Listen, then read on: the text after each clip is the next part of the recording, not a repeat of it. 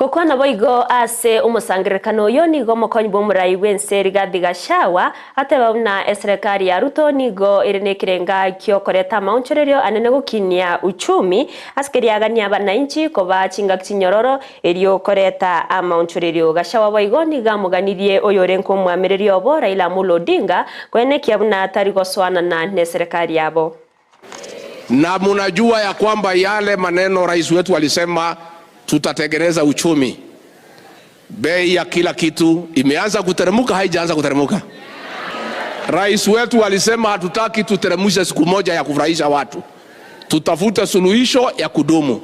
Na mambo ni kupeana fertilizer kwa wakulima, alafu bei ya chakula itateremuka. Mtupatie muda tu kidogo, miezi kadhaa, na mbele iko sawa.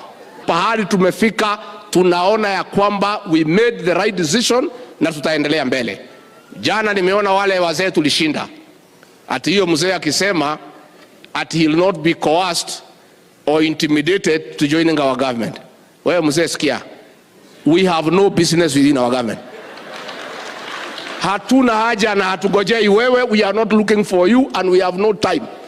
The last time uliingia serikali ya Uhuru Kenyatta aliharibu hakuharibu.